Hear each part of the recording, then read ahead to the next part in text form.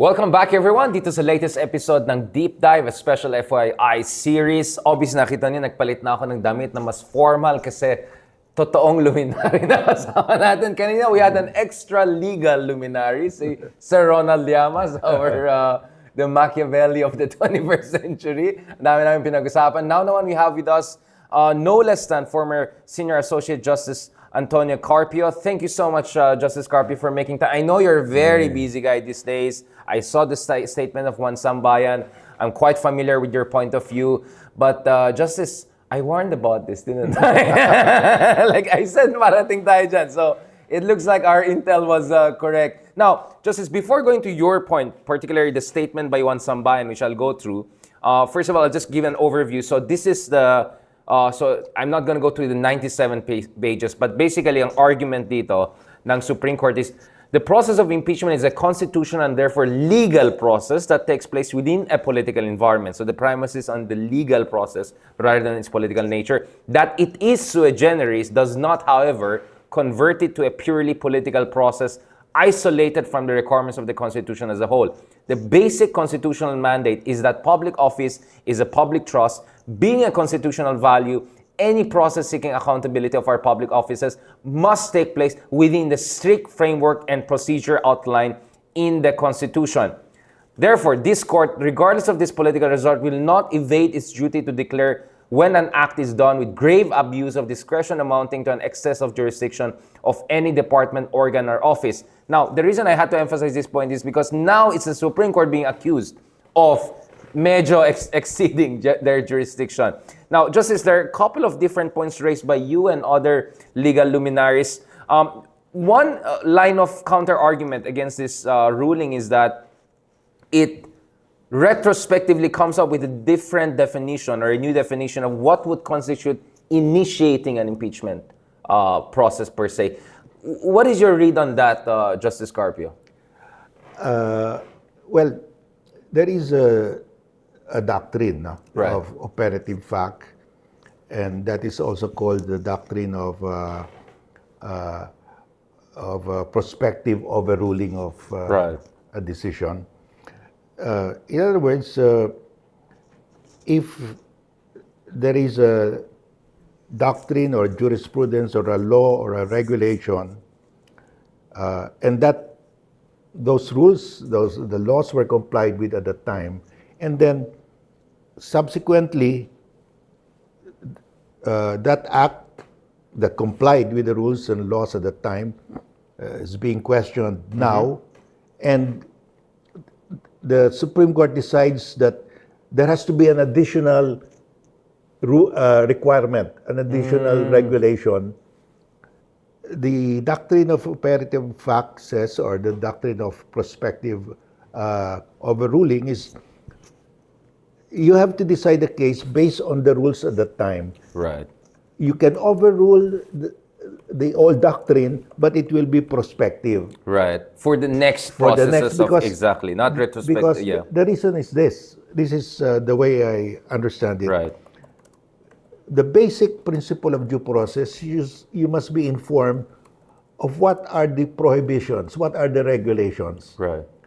And if you do your act in compliance with those rules and regulations, then you cannot be deemed to have violated anything because you followed the law at the time.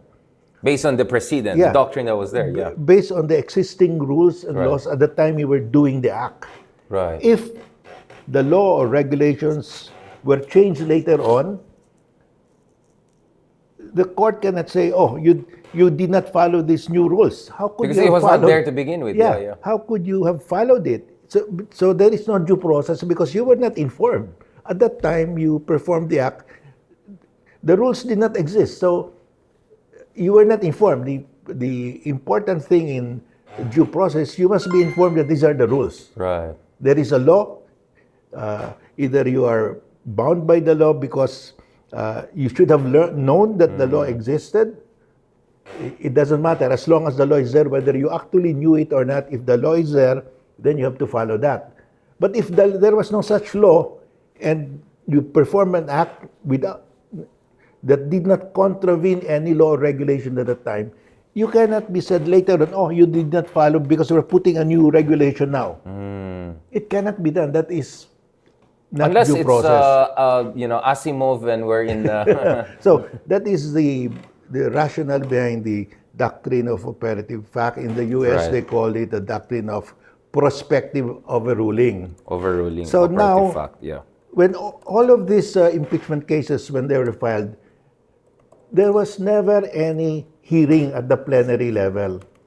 This is the idea that Sarah should have been given a chance Yes, to respond. that they should be have been given a chance. There must be not an ex parte hearing, but an actual hearing. Right. And he should have been informed with the opportunity to submit her own evidence.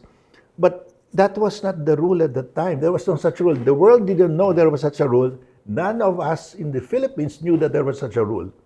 And all of these impeachment cases in the past did not follow that because that was not required at that time. And what was required at that time was that when the articles of impeachment or the complaint reaches the Committee on Justice, that's where you are given an opportunity to be heard. That's where you can present rebuttal evidence. You can face the witnesses. And also, if it's a direct filing to the Senate, that's where you are given the opportunity to be heard. Right. Now, this new decision of the Supreme Court overturns that and says, no, you have to do it at the plenary level. Of course, nobody could have complied. If you use the present rule. This is the all Francisco the versus House impeachment- of Representative precedent, right? Yeah. All the impeachment complaints at the time would be void. Against Corona, against Estrada, against Mercedes Gutierrez, everybody would be void right away. But of course, nobody could have complied that because there was no such requirement. Unless you have time travel machine. Yeah, so that's basically due process. You cannot be bound by a rule that never existed at the time. Right. Therefore, you cannot be retroactively applying So this. that's why under the doctrine of operative fact and the doctrine of prospective overruling.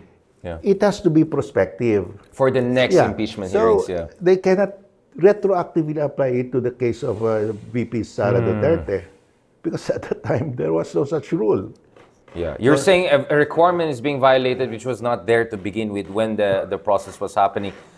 So is this obstructing also the House basically also exclusive constitutional right to initiate articles of impeachment based on their own understanding of jurisprudence and the precedents? Well, that's another matter, no?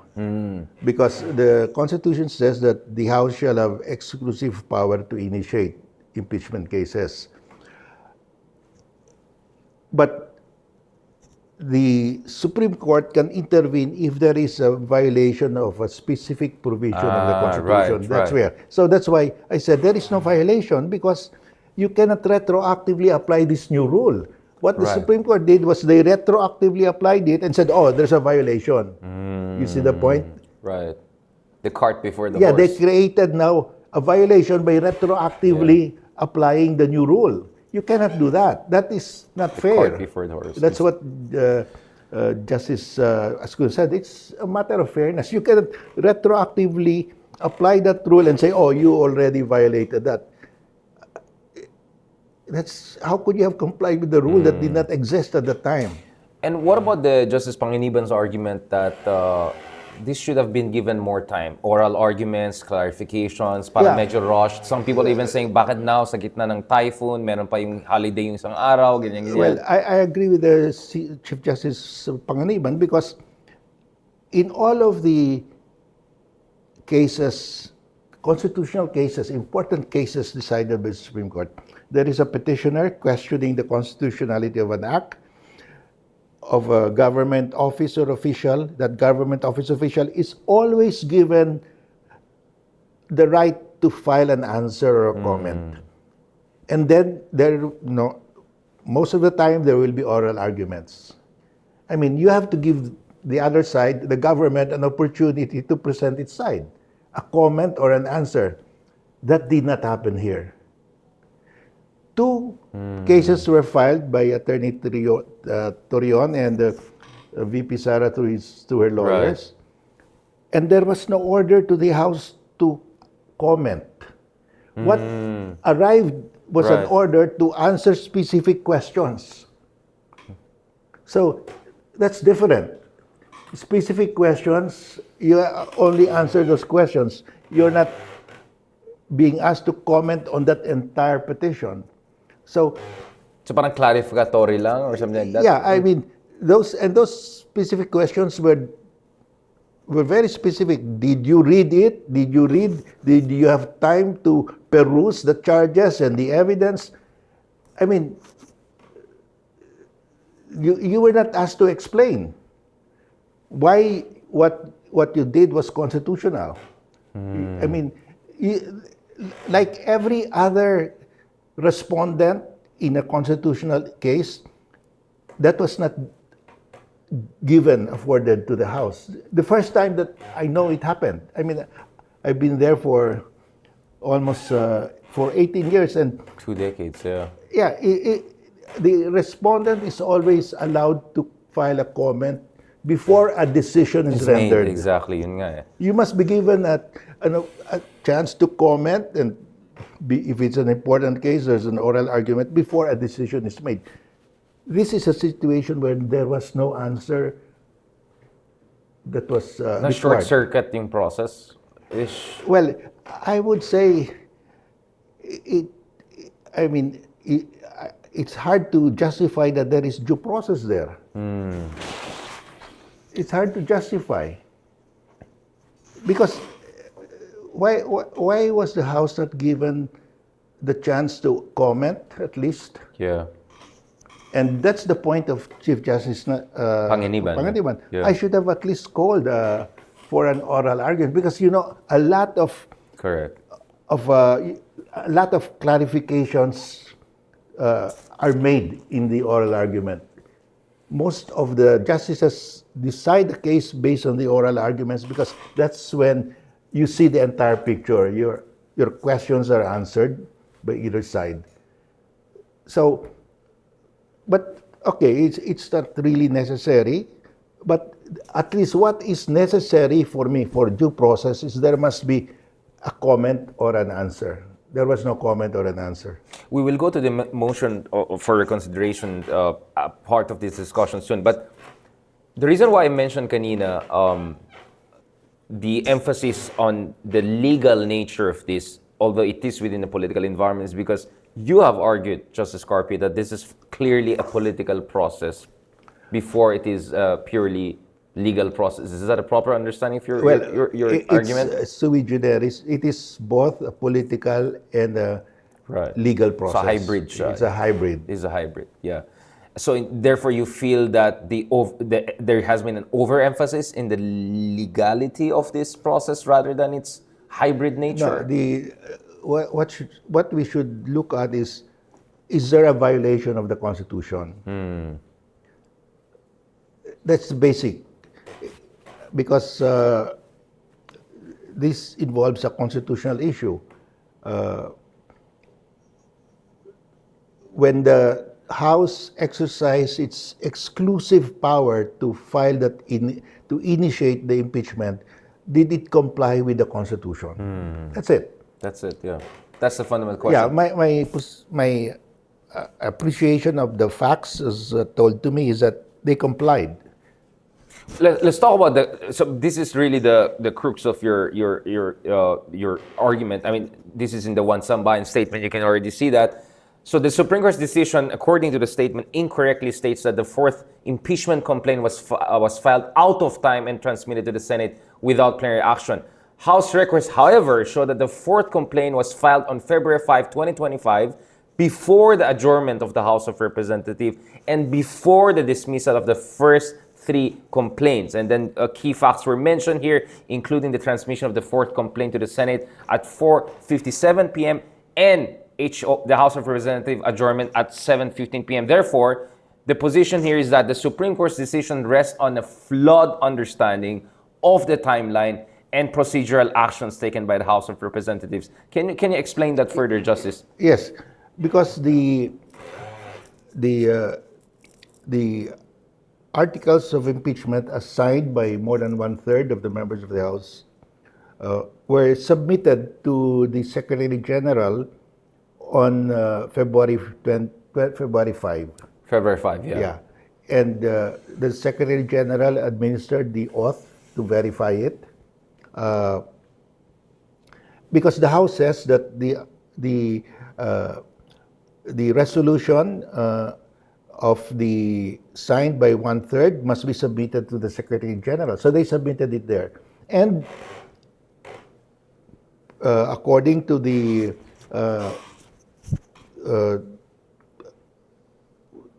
information relayed to me by the lawyers of the House, that the plenary approved it. There was a motion to approve the resolution that was signed by more than one-third of the members of the House. It was approved to be adopted by the plenary. And after that, the next step was they moved to archive the 3 prior impeachment complaints, and it was archived. And then the articles of impeachment were sent to the Senate and received by the Senate at 4:57 p.m. Right. Just before 5 p.m. And at 7:15 in the evening of that same day, the House adjourned. Right. So That's in the time stamp Right. of the minutes of the Right. House. So, and then the decision of the Supreme Court says the 1-year bar period started to take effect upon adjournment. So upon adjournment, you cannot file any impeachment complaint of the same nature Right. against the same official. But they already filed it. Filed with the section and approved by the plenary before The adjournment. adjournment. So it's within. Yeah. So I do not see why the Supreme Court would say that it was filed out of time. And also yung how you count, right? Yung parang day 0, the next day pa yung count. Yeah, like well, even the 1 day. Yeah, exactly. Yeah, because the calendar day is different from session day. There Right. are only 3 session days in a week: Mondays, Tuesdays, and Wednesdays. Right. And if the House has a session on a Monday and they do not adjourn it, they say we suspend the session until tomorrow. Right. When they meet the following day, that is still one session day because Exactly. they just suspended Exactly, it. yeah. In the legislative calendar, they can stop the clock. That's basically Yeah. it. When you cannot count calendar days when you're talking of the work of Congress, the Senate, or the House. It has to be session days, and session days are not 24 hours. They could go beyond, depending on whether the session was adjourned or suspended. If it was suspended, it continues. The session continues to the following day, and that's just one session day. And that's just one, exactly. Yung counting And din. that's why the lawyers of VP Sara said it exceeded already the 10 days because the Constitution says the impeachment complaint must be included in the order of business within 10 session days from receipt. So, but those 10 session days are not calendar days, and they are not 24 hours. They could extend depending on how the House adjourns or suspends the session. Was this clerical error, misunderstanding of the procedures, Well- arithmetical problem? What's going on here, Justice? Well, that was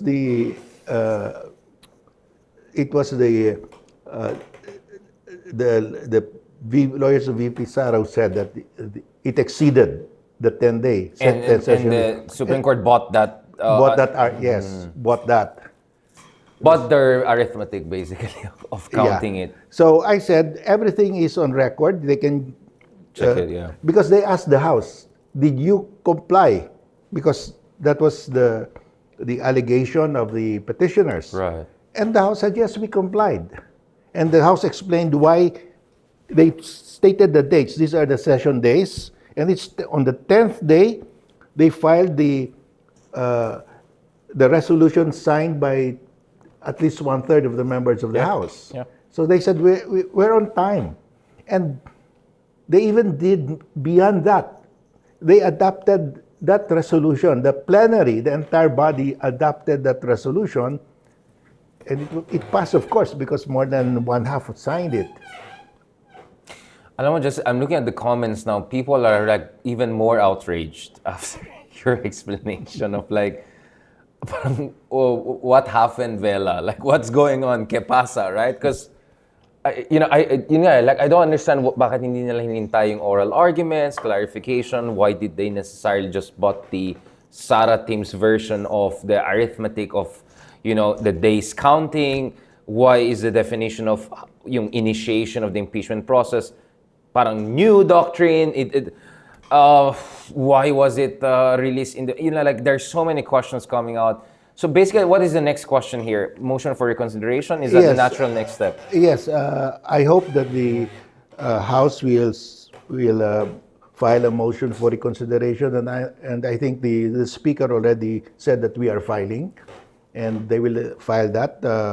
And that's the normal course. You file a motion for recon, and if you can establish that the 10-session day rule was never breached, you file it on time, and this is really, you're giving it retroactive effect. I think the Supreme Court will do the right thing.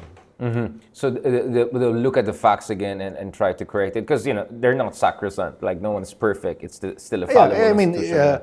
We are not omnipotent. We are not unless perfect. you're Ronald Llamas, obviously. But so I think, and this will enrich jurisprudence. We clarify everything. So I think this will turn out for the better for everyone. As long as the House will file that motion for recon, it will be clarified, and the House will open its record, of course. I mean, if what they're claiming is really correct, that they actually voted to approve the resolution. Right. The plenary voted to approve the resolution before they adjourned, then that closes the dispute. I mean, it's very clear. So where does that leave the Senate? Because there are multiple arguments coming out. One is saying that the Senate should just respect this, otherwise they're going to trigger constitutional crisis. Some are saying Senate has the sole constitutional prerogative on this matter, so if they go with it, then they should go with this. And then there are ideas about off-ramp, some sort of off-ramp here. One off-ramp is, if there's going to be a motion for reconsideration, it's not final, so the Senate is not creating a constitutional crisis. Another idea is that, no, wait for the motion for reconsideration and then wait for the response to that, and then the Senate can move forward. My suggestion is, since the motion for recon will be filed, the Senate should just wait. Should just wait to show respect for the process. It doesn't mean that they are conceding or weakening their exclusive power to try and decide. They have that. That's written in the Constitution. But let's be sober about it. Let's wait for the Supreme Court to decide. And speaking of let's be sober, again, that's why the other day I made a statement. I said, I know there's a lot of frustration, there's a lot of attack here and there, and as I said, I hope, it is true that, Duterte appointed most of the justices, but that doesn't necessarily you shouldn't make inferences based on that. But speaking of that, sabi ng iba justice dito, dapat ma-contempt daw tayo for questioning. How dare we? What is the jurisprudence around that contempt idea? Si Sir Ronald kasi was saying, okay lang daw kung yung 3,000 lang at saka di naman siya abogado, so 6 months community service ba? Freedom of expression. Right, Yes, we can talk about this because it's a matter of national interest, transcendental importance. Justice Pangilinan used the this same is term, a constitutional issue. We can talk about it. There's nothing private about this. The decision is out. We can comment on the decision. And we're respectful about it. Let the process continue. Let the House file its motion for recon, and Senate just wait for the decision. I mean, there's nothing contemptuous about that. Right. So last part of our discussion, Justice. There are also a couple of questions. One question is, bakit next February pa? Bakit hindi next December? Kasi yung first complaint was filed in December. Bakit hintayin mo? Bakit February yung fourth complaint yung basis for cutoff point? Well, because according to the Supreme Court, effectively dismissed yung first three. Yeah, the first three were dismissed so you count the four lang, on February 5th, 2025. So you just count the four. Yeah. And then, what about the notion of People's Tribunal to simulate what should have? I mean, just in case the motion for reconsideration doesn't lead to a reconsideration of the decision, is a People's Tribunal one way of continuing this process of asking for accountability, simulating what it could have looked like? Well, what is your thinking on that issue?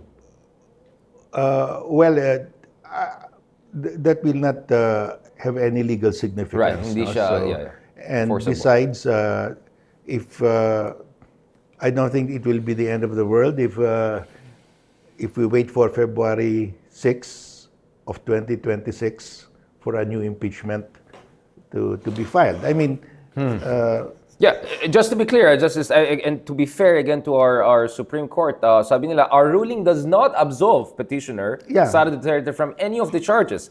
Any ruling on the charges against her can only be accomplished through another impeachment process, followed by a trial and conviction by the Senate.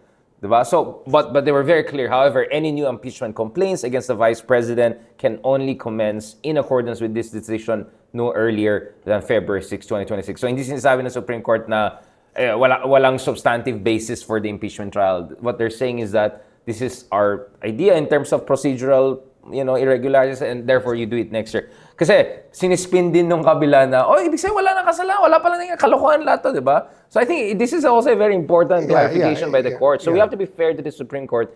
They said this ruling does not absolve petitioner Sara Duterte from any of the charges. Yeah, because we're talking only of the validity, constitutionality. Right. We're not talking of the merits of the case yet. Exactly. So, if the Supreme Court says, no, we're not changing our mind, well, everybody will have to wait until February 6, 2026. Right. That would be the meaning of that. But I think if presented with the facts, the Supreme Court will decide correctly. That's what I'm saying. Right.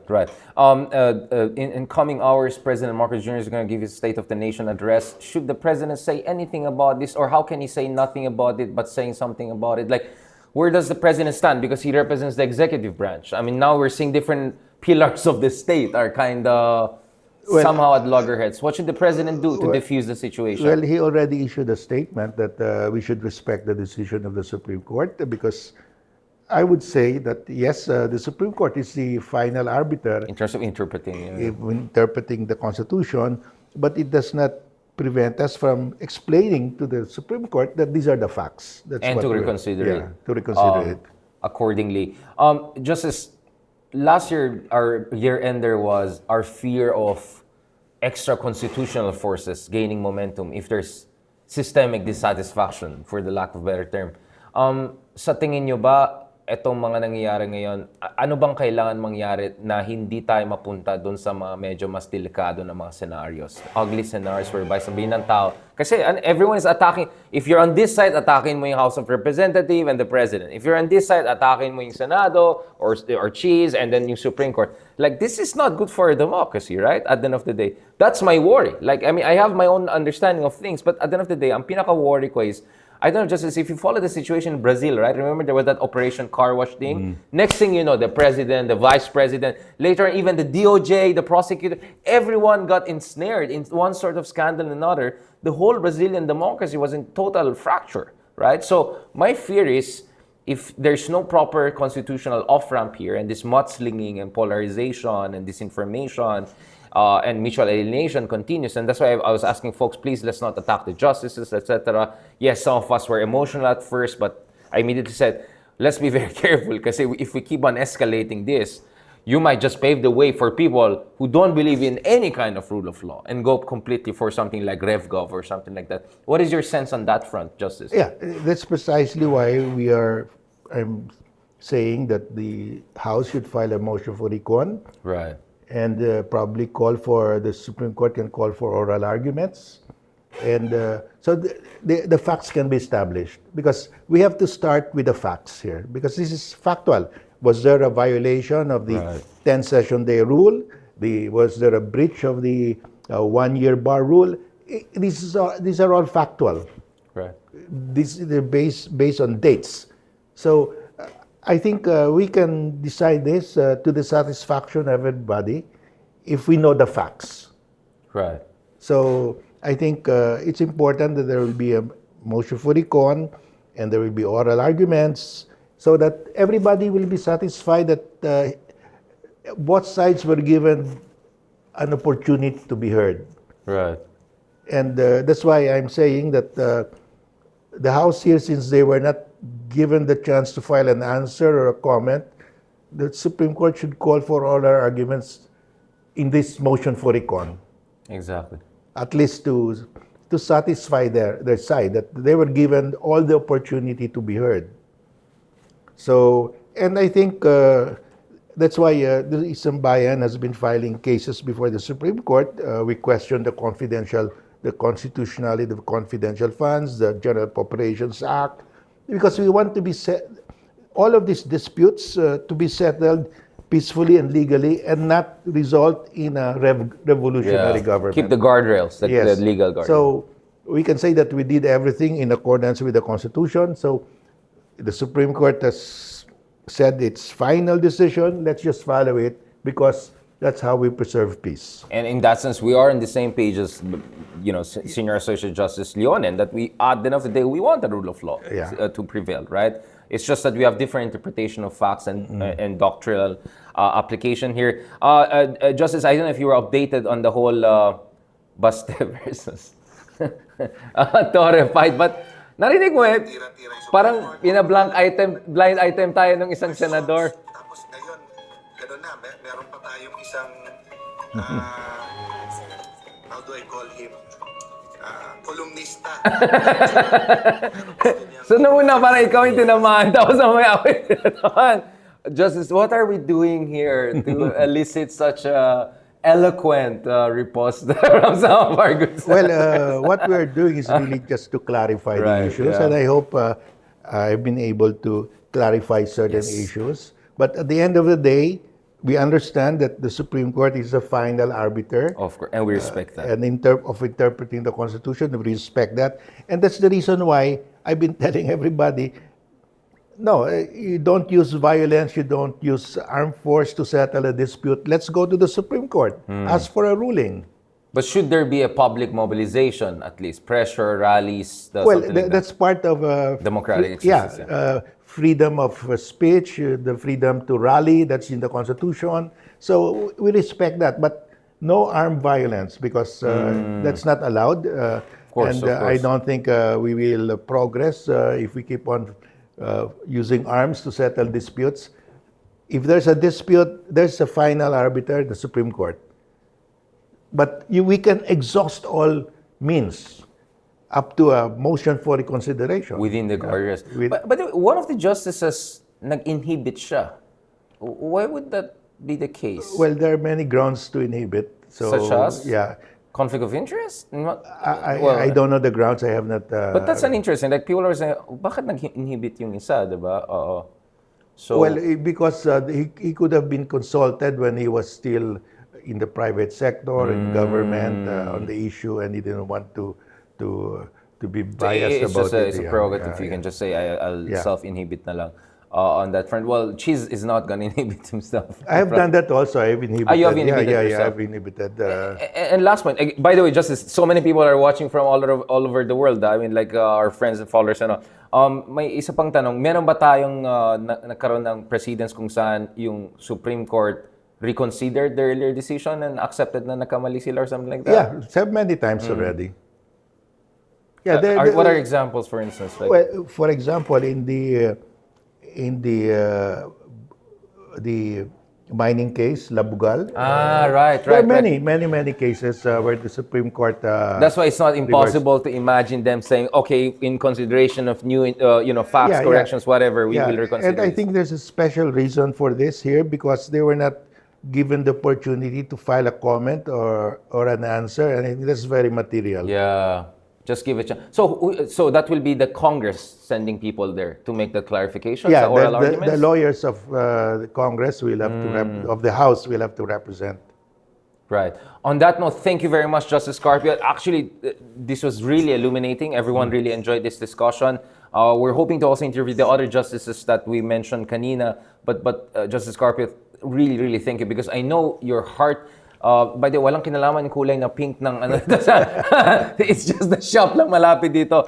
I know your heart is in the rule of law, fundamentally, right? Because no matter how frustrated we are, no matter how unhappy or dissatisfied we are with everything happening, don't forget that we have to operate within the constitutional parameters. Otherwise, you're inviting unknown evil, right? Yes. Otherwise, we don't know where we'll end up. Exactly. I mean, we can only continue to progress if we follow the Constitution.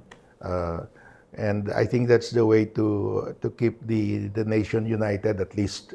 And we have to proceed on one direction. We may have our differences like this, but I mean, this should not divide the nation. Exactly. And what gives you seem to be a very cautiously optimistic person, Justice. Where is that coming from? Is it the good Vietnamese cafe? Where is this coming from, Justice? Because the other people I talked to seem a little bit more agitated. A lot, Sir Ronald Llamas had his own take on things. You seem constantly very cautiously optimistic on things, Justice. Where is this coming from? Is it a temperamental thing or is it an experiential thing? Well, I've been in the Supreme Court for almost 19 years, and we've gone through a lot of really serious problems, a lot of difficult cases reached the Supreme Court, but we're still here. I mean, we're intact, and we will overcome this. Right. And whatever it is, it's just a postponement up to February 20, February 5. It's not the end of the world. Yeah. It's not the end of the world. Assuming the motion for reconsideration will not be. I mean, in the worst case scenario, the impeachment will proceed. It's only delayed. But we want to do it right because this will affect future cases, future impeachment, and it looks like it's so tight now, especially that if you have to hold hearings at the plenary level and you have only 3 session days, it's impossible. Yeah. I mean, nobody will be able to file an impeachment case and succeed because of the 3 session days. It will be difficult. So that could tie the hands of the HOR in terms of exercising its constitutional so we have duty, to. That's why we have to go through this and ask the Supreme Court to take a second look, because it's not only this case of VP Sara. I mean, this will affect future cases, and I think that limiting it to 3 session days, you have to hold a hearing at the plenary level. You debate on whether to prepare the draft of the articles of impeachment. You discuss it, deliberate, and vote for it, and call for a hearing. You can't make it. So I think we have to. I think that's the big problem. Not only this case, but future cases. Future one. Yes. Yeah. So you're making it even more difficult. On that note, thank you so much, Justice Carpio, for spending your weekend with us. More power to you. Please take care of yourself kasi mahaba-habang usapan yan. Next thing you know, February 6, 2026, we still have to continue this discussion. And may mga nagsabi, baka magkaroon ng Quadcom 2.0. I mean, we don't know. A lot of things that could happen, right? It's not unconstitutional, right? I mean, the HOR has that prerogative. So, marami pang exciting things na mangyari. So, on that note, thank you very much again, everyone, for joining us for this latest episode ng FY series ng Deep Dive with no less than Justice Carpio. And Justice Carpio was very kind to also look at the points of view of other former colleagues and also former Chief Justice Panginiban. And we're hoping to also have some of those justices also on our show in the coming days or so. And in the meantime, abangan nyo naman yung analysis natin of the State of the Nation address by President BBM coming home with his 1% discount. 5% on 20% discount. Okay, makakapag-usapan yan. Thank you very much, and I'll join you soon. God bless.